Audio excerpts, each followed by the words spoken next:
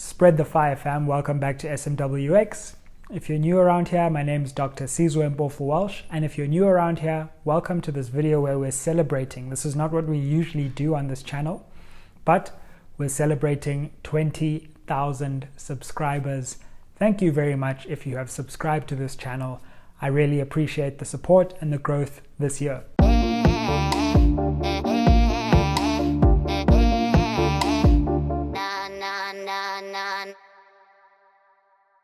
So, I put out a call on Twitter, on Instagram, and on YouTube on my community page to say, hey, we've reached 20,000 subscribers. Do you have any questions for me? Because I'm often sharing my opinions with you, but I'd be really keen to know what you want to ask and if I can interact with you more directly. And I was just hoping to get 20 questions to celebrate 20,000 subscribers, but turns out we got over 150 questions. So unfortunately not going to be able to get to all of them. Otherwise this video would literally be like 10 hours, but I am going to get to some of them, and the others that I can't get to in this video, I'll try to respond to in text as well.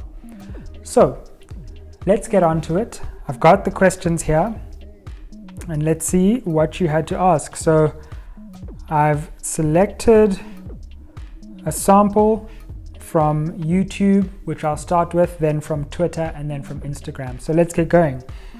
Okay, and I'm reading these over here, as you can see. So Khoroshi Mampuru says, congratulations, Dr. Mpofu. Just a quick question. A few years ago, you released your album that supplements your book, Democracy and Delusion.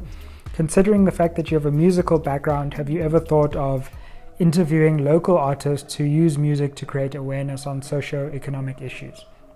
Thanks a lot for the question. Yeah, in fact, when I started SMWX, the idea was to not just have political conversations, but to also have conversations about popular culture. But it just so happened that it seemed like the audience was more interested in the political side of things. But I'd definitely like to invite some people. DJ Spoo, for example, has been a long-time subscriber on this channel. Shout out to him. So maybe I should get him on soon. We mentioned doing something like that on Twitter. So if you'd like to see more celebrity-oriented guests, then let me know. But it would be more about asking them about political questions, because I'm not really interested. Well, it's not that I'm not interested, but I'm not sure I'm the best placed to ask about pop culture and celebrity culture. But I'd be very interested to get like celebrities' views on what's happening in the country, because I think they're far too silent most of the time. So for sure. Benny Makolwane says, do you plan on releasing another hip-hop album? Yes, Democracy and Delusion, the album that went with the book, was released in 2017. And then before that, the only other hip-hop album I released was with the group Entity in 2006. I am actually working on music for the first time now that I've finished my PhD and book. So I had to take a brief, well, not a brief, quite an extended break from musical creativity just to focus on those projects. But stay tuned. Stay tuned. And also, it's going to be surprising. I like to surprise with my art. I think the political album was quite surprising based on what I'd done before. And I don't necessarily think that I would do another whole political album. I would probably focus, and a lot of the stuff that I've been thinking about and experimenting with recently is actually about love and other dimensions of human life. So stay tuned. Cool. So then we have Tawana Sianda, who asks, You don't have to be precise, but in your view, do you think we would ever see the CR17 bank statements?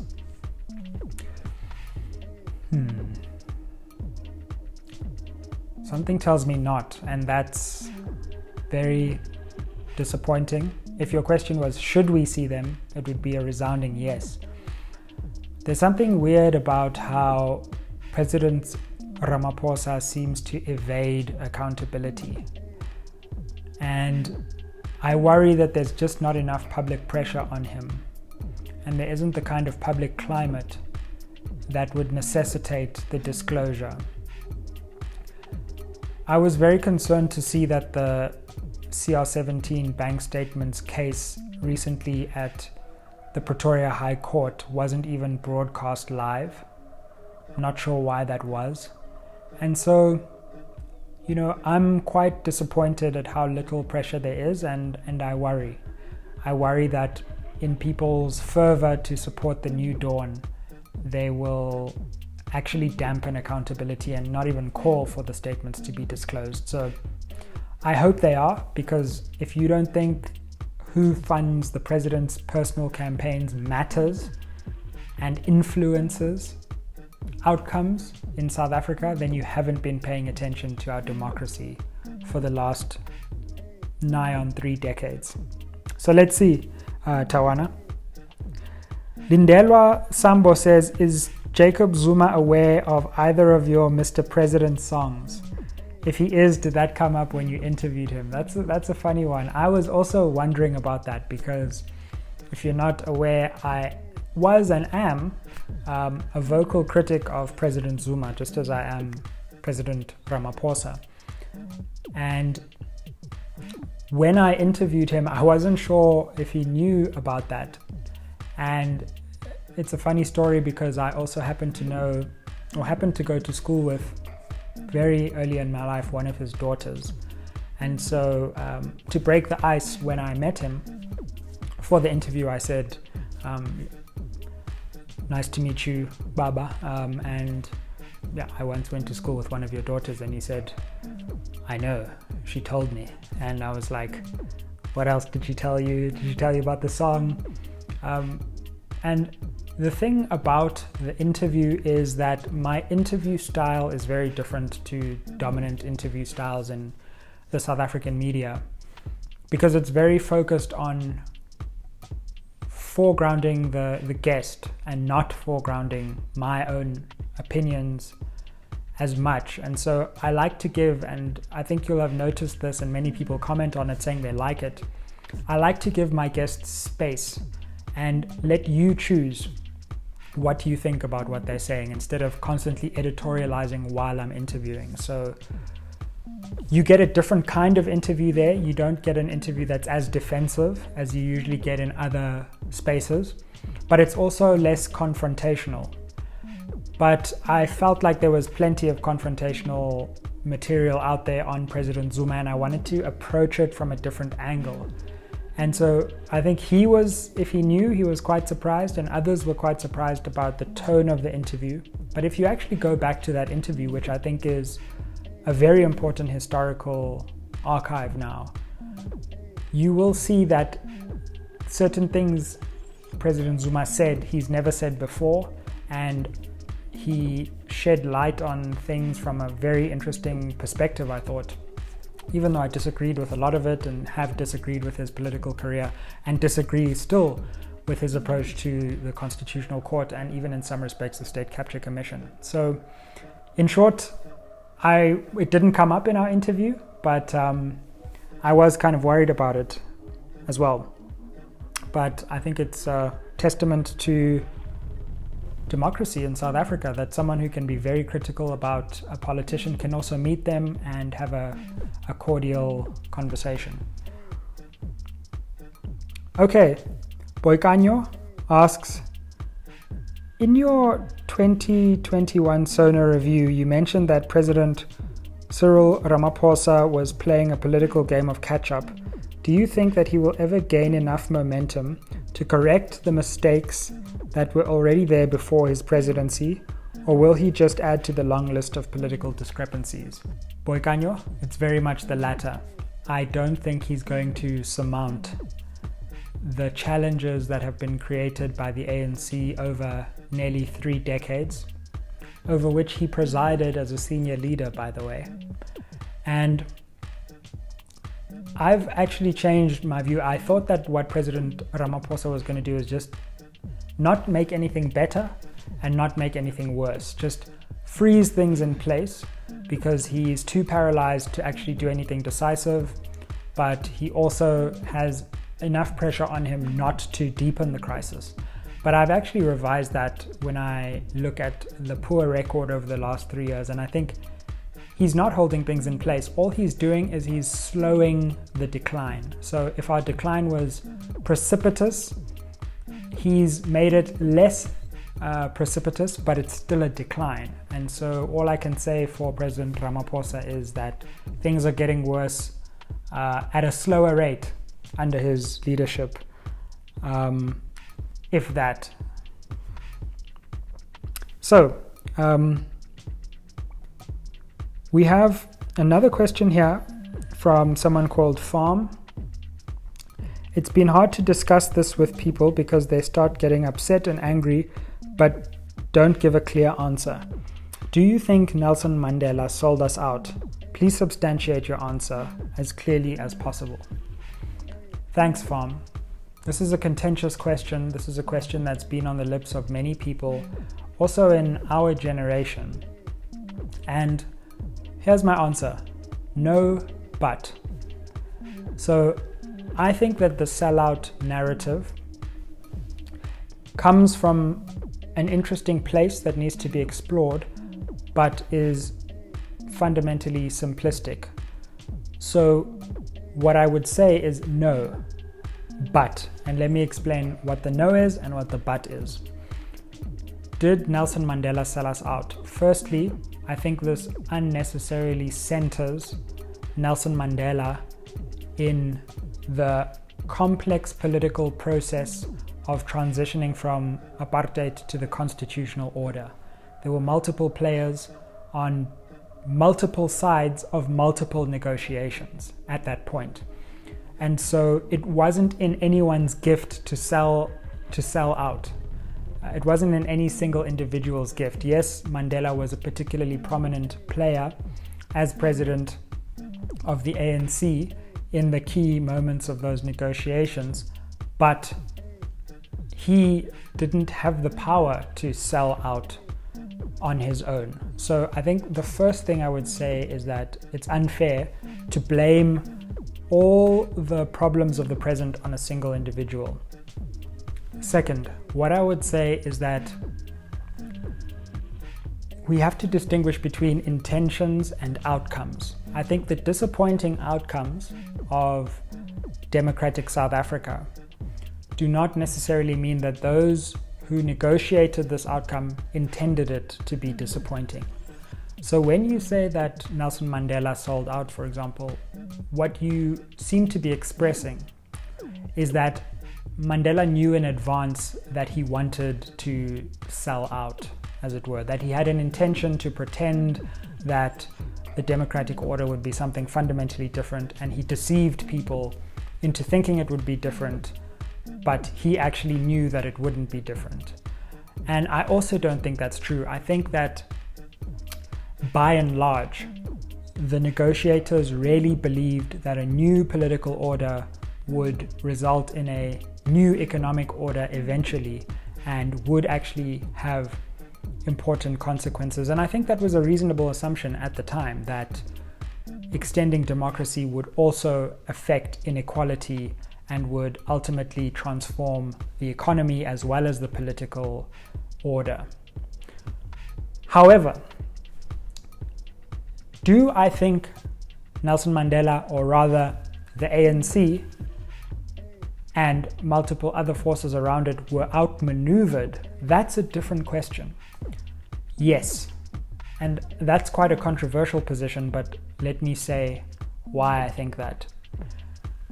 Because, as I said, the ANC was not the only grouping with power, resources, and a strategy at the negotiations. People often forget that not only the National Party, but the entire apartheid infrastructure came to the negotiations with a plan.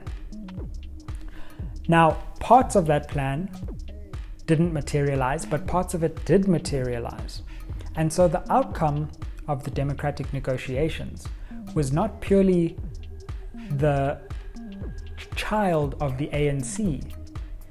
It was a byproduct of a negotiated settlement, which over time the ANC has tried to co-opt as some kind of revolution when in actual fact it was very much, in my view, a stalemate.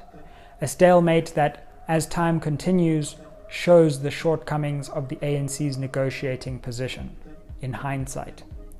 So I don't necessarily think the plan was to sell out, but I do think that in many respects, when it comes to the shape of the constitutional state, when it comes to the shape of the South African economy, when it comes to the privatization of power and the way that power is able to control political outcomes, when it comes to the protection of white South Africans' comforts and privileges, often at the expense of black South Africans' survival, I think that in many respects, a strong case can be made that the ANC was outmaneuvered in negotiations. That doesn't mean they sold out.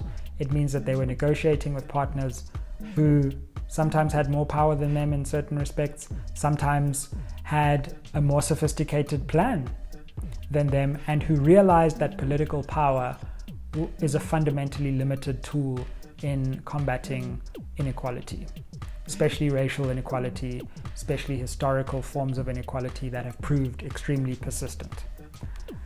So that's the end of the YouTube section. Let me come to some of your questions on Twitter. Bandile Ngiti asks, tell us the story behind the spark to do the very innovative WhatsApp channel of SMWX. Will the WhatsApp channel reappear in future? Yeah, so for some of you who are just joining this channel this year, you won't know that SMWX actually started on WhatsApp. So it used to be a WhatsApp service where you would get messages about the different videos I was making around the 2019 election. Goodness, that seems like quite a while ago these days. But WhatsApp eventually changed their policies, which I think was completely wrong-headed. And because they were worried about fake news spreading on the platform, they basically barred all news outlets from being able to send broadcast messages like I used to send on WhatsApp. In my view, they should have been more discriminating, and instead of barring everyone from the New York Times and Bloomberg to real fake news, they should have found a policy of being able to discriminate between what kind of news they wanted on the platform and what kind they didn't. But they took a broad brush decision, and SMWX had to adapt and evolve, and that's why this year especially you can see the strategy has changed to a greater degree, and YouTube has become key, as well as Instagram and Twitter have always been important. So the thing for me is not so much what medium I'm using to get to the audience. I'd rather just make sure I'm getting to the audience on as many media as possible. And so it could be YouTube, but it could also be something different in the future. I think the beauty of SMWX is it's able to adapt around different platforms for specific audiences at specific times. And right now, YouTube seems to be growing really well, and thank you for helping that. So thanks, Bandile. I don't see WhatsApp in the future because I actually don't think it is now as effective as it was then, and I'm quite liking the way this current social media strategy is working. Thanks for watching. Thanks for the question. Hendrik Mokwale asks, how necessary is the Zondo Commission in bringing public office bearers to book, given that those comrades continue to live freely even after their secrets are revealed? Is the commission still relevant because former president showed it the middle finger? This is an interesting question, Hendrik, because I think we need to be quite discriminating here. Firstly, I think the Zondo Commission, in its conception, had various merits. It also had various demerits. And I think the Zondo Commission, in its execution, has some merits and also has some demerits.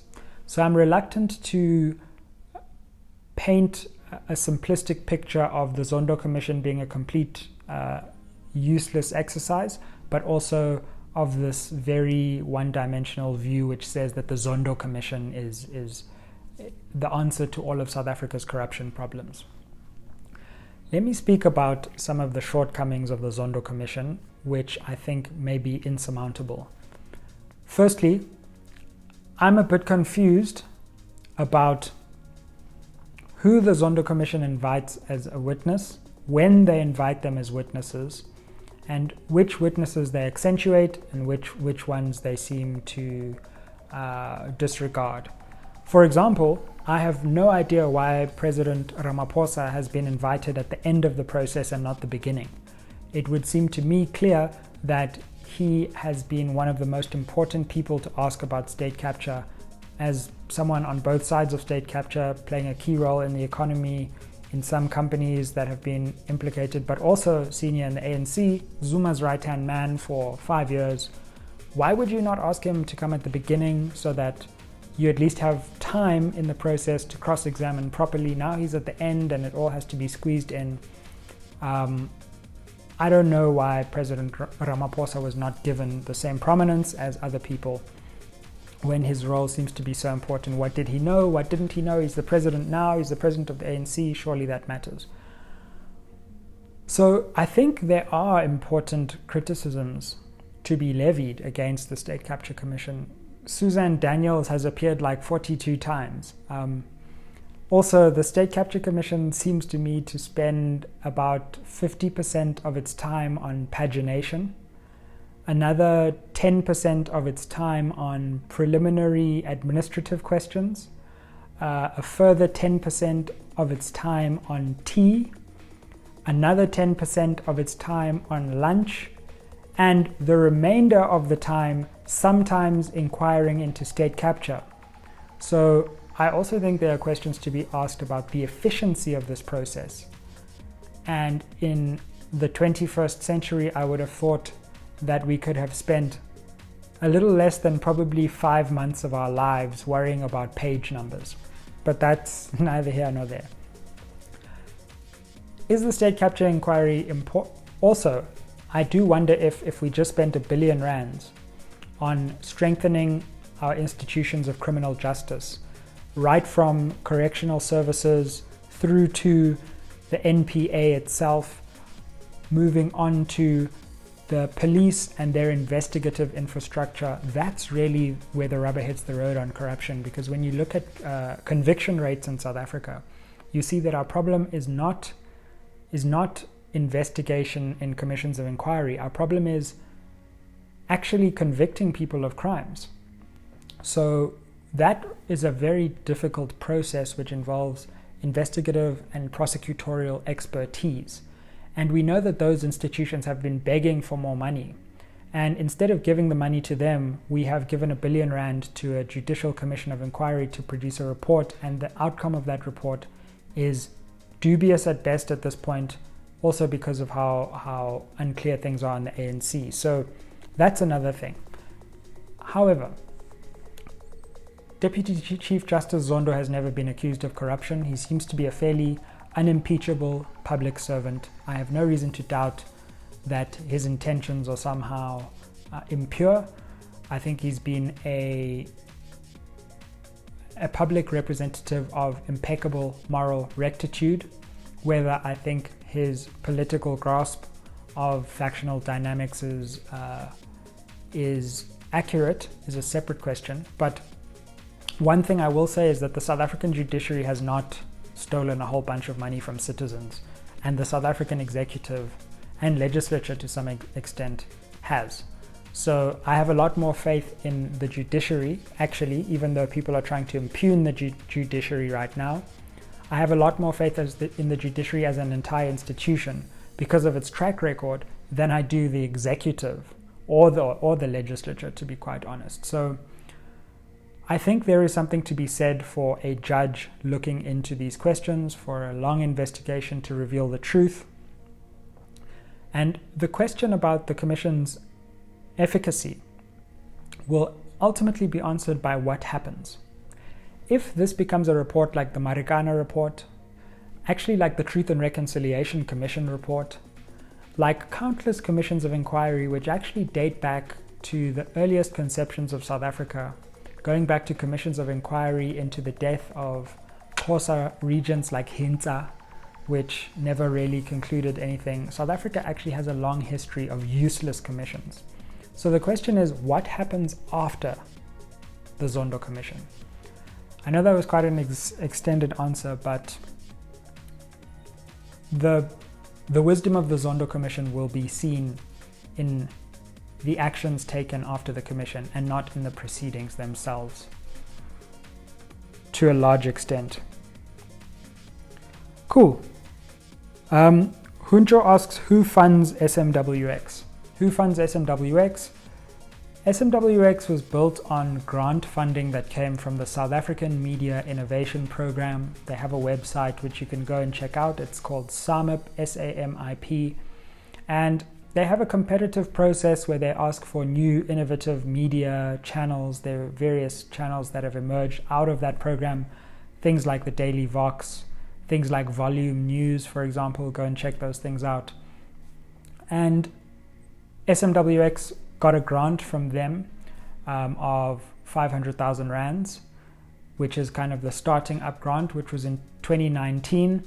And ever since then, the only other funding that SMWX has got is from its own initiatives. So either working with partners, working with advertisers. We're now starting to get more and more money from YouTube. So one thing I will also say is, if you're keen to support SMWX and you want to make sure this channel becomes sustainable, that we can grow, that we can employ more people and, build this out, then make sure you comment below. You can reach me. My email address is in the About section of this YouTube channel. And there are also some other ideas that I have about keeping the sustainability of this channel. But anyway, to answer your question, the only funding SMWX has ever got from an external source outside its own revenue generation is from SAMIP, the South African Media Innovation Program. Nkosi Magatini says, a critic and a compliment for each of the top 3 political parties in South Africa. Okay, let's do this one fairly quickly. DA, compliment. In certain municipalities, the DA has delivered services very well, and the idea of Midvaal comes to mind, where Mayor Bongani Baloyi has done really well.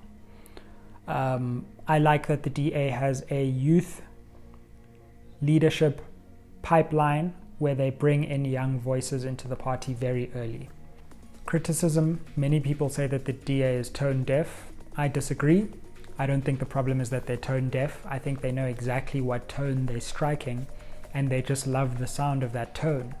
The problem is not with the DA's ears, it's with their ideology and their refusal, their pig-headed refusal to appreciate the deep, lasting wounds of racial inequality, and how those wounds continue to fester in the present is quite frankly shameful and I think despicable.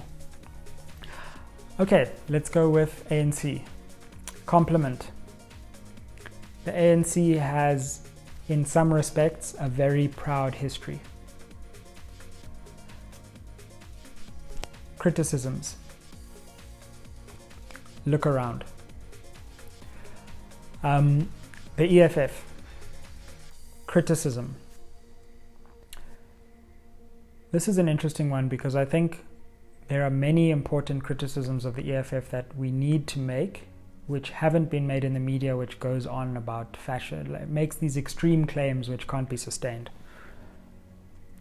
One criticism of the EFF, I think, is the question of gender. In its higher ranks, although there are people who identify as women, who are gendered as women, in the top 2 positions, they're still men. So I fundamentally think South African politics as a whole has a massive crisis with the chronic underrepresentation of women, especially black women, in senior, and I mean top leadership positions. And not just representation, but also political consciousness, which is geared towards emancipation. So I think that's something that the EFF needs to work on. Compliment.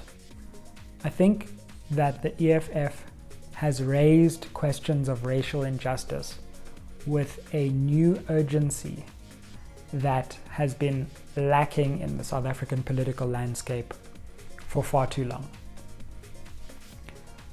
Okay, let's get through these ones. Future plans for SMWX. Look, it's hard to say. Am I planning on having a TV show or a radio show? Bafana Mhlanga. I've been on Power FM 702 as well. I hosted Eusebius Mkaiser, shout out to Eusebius's show, for a month. And you know what? I really enjoy having the independence to say what I want to say at the length that I want to say it. And so I don't necessarily see this becoming something that goes to TV or radio. That's not my ambition. If it does, it would be on my terms. And I would want to make sure that some of the authenticity that I'm able to keep by making this a platform of my own is preserved. So I really want to just keep growing here. We're doing great things on YouTube, 20,000 subscribers. We've done like 1/3 views just in the first quarter of this year. I think YouTube is going to boom in South Africa over the next 2 to 3 years. And I just want to position SMWX nicely to ride that wave and be the place people go for a different perspective on South African politics. So thanks, Bafana. Joy says, firstly, congratulations. Secondly, out of all the guests that you've had on your platform so far, who made you the most nervous and why? Also, bring back the WhatsApp channel and the afro. So, Joy, I would say probably President Zuma. And you can actually see in that interview that I was quite nervous. I have to admit that. Sometimes I think journalists don't let people, I don't even think of myself as a journalist. I'm just someone who has conversations with guests. But I think people who do media work, whether journalists or not, often don't bring people into their own worlds and talk about what it's like to interview like powerful people. And even though I had criticized Zuma before, there was something about being face to face with him, having a personal interaction that was quite overawing. And I was like, I'm actually interviewing former President Zuma. Like, I had all these thoughts in my mind about like how this interview would also help to grow my channel, which it has. Like, that interview just broke the internet relative to what my channel had been doing before. And so you have all these things going through your mind. At what point do you want to ask what question? You have to make the guest feel comfortable and get them into a groove of talking openly, but at the same time, you also know that you want to ask certain things as the interview unfolds. So it's that balance. And many people don't know this, but some parts of my interview with former President Zuma had to be stopped and cut because there were lawyers in the room. And certain questions, they said, you can't ask that, or he's not going to speak on that, so start again. So to some extent, the interview that you saw was not the entire conversation that I wanted to have. But it was quite amazing sitting opposite former President Zuma, talking to him and hearing his opinions. But that was the one I was definitely most nervous for. I'm going to come on to some questions from Instagram now to round off. We have one from Fana, who asks, what important truth do very few people agree with you on? I'm not sure. That's a deep question which I'd have to give more thought. Probably that religions are more similar than they are different. Melusi says, your prediction for this year's elections. In a nutshell, ANC, low 50s, DA to stagnate around the same mark that it was, so maybe mid-20s, so somewhere between where it was in the national and the last local elections. And then I think the EFF, again, will probably continue its growth, but not to the spectacular levels that would bring the ANC way, way below 50. So I think, where was it? It was at around 9% last time. I could see 12, somewhere around there. So give or take a few percentage points either way. What I do think is that the ANC is going to be in trouble in Gauteng. And right now I would say Joburg and Tshwane, it's going to be in trouble and will probably fall below the 50% mark.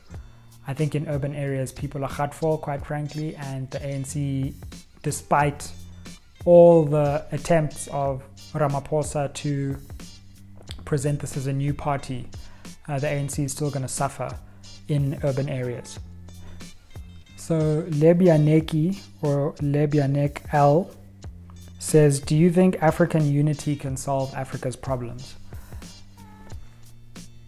Yes, actually. I think African unity is a question that needs to be reviewed and reconsidered anew by a new generation. To some extent, I think the idea has suffered from decay over the last 2 decades or so.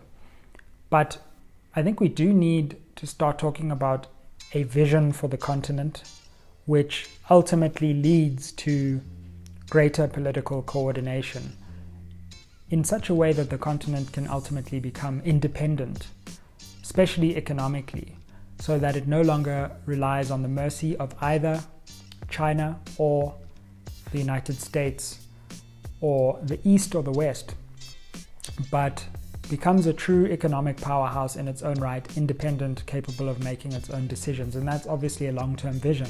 The problem, I think, with African unity is it's not going to come all at once. So what I think our generation needs to think about is what are the intermediate steps that can foster greater unity?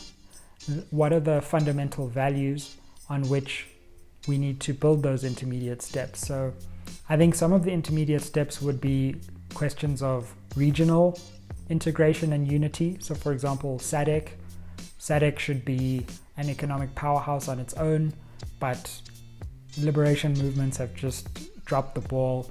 So how do you create important regional blocks? How do you create important institutions of justice that can hold African leaders who contravene key norms to account in a way that they're not flying over to other parts of the world to be held account, but they're being held to account in Africa itself? So strong institutions of justice, strong institutions of peacekeeping, etc. So I do believe African unity can solve problems, but that's a very distant prospect.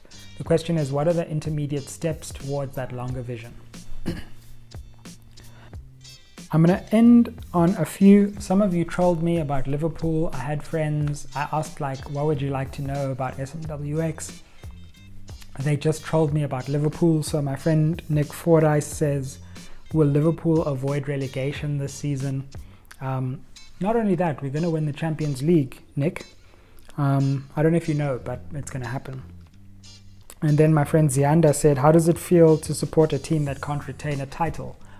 Well, I know she supports Man United, so my question is it better to have recently won a title and then lose it, or just not have any titles of any recent memory?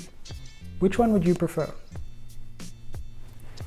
Let me end off with one question, and I'm going to end off with this one from Sposihle. How was your journey to attaining your doctorate?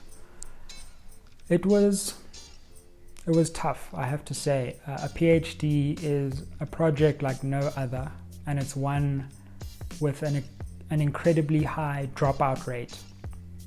And I was trying to do other things during the PhD, so it really stretched me to my limit. But it's an achievement of which I'm extremely proud. And it has taught me many things about scholarship, about research, about writing, and about persistence that I think I can take into other aspects of my life, of my academic career, of my writing career, even of my career in terms of SMWX and the things I do here. I use many of those lessons, but it was definitely a deep and a long intellectual odyssey, the hard thing about a PhD, for anyone who might be pursuing a PhD or who wants to pursue a PhD, is that you're actually fighting two battles. Firstly, you're fighting an intellectual battle because you're trying to work on this massive piece of work that's supposed to be a contribution to your field. But then you're also fighting an administrative and a life battle, which is how do you organize your life and how do you jump through all the administrative hoops that you have to jump through to get this PhD, from submitting it to demonstrating your progress. So once you appreciate that it's actually a multi-pronged battle, it's not just one battle about the writing, but it's also about your life and it's about your administrative abilities, then you kind of are able to fight on all of those fronts. But sometimes people who start PhDs don't stop them because of the intellectual side, they stop them because of the administrative side, which often people don't know about. So if you're pursuing your PhD, all the best to you. You can do this. There's a light at the end of the tunnel. Thanks so much for watching. Thank you very much for subscribing. If you've come to the end of this video, I appreciate it. It also probably means you're one of the super fans of this channel. So I wanted to say that one of the things I've been thinking about is creating channel memberships. And if you know anything about channel memberships, they're basically kind of tiered levels where you pay a subscription and you get certain additional features. So what would you like if I offered channel memberships? Would it be like talking to you once a month? Maybe we could set up a call. Would you like shirts? What would you like out of a membership? If you're a super fan, I'd be really interested to know. Let me know in the comments down below. If I was to create this tier where you would get special exclusive stuff, what would you like? Thanks for watching. I hope you have a really good Easter weekend. I'm going to be taking a bit of a break to recharge after much work. I'm sure you're also in the same position, so I wish you rest. I wish you some peace. I wish you good health and good health for all of your family. And keep watching. Ayeye.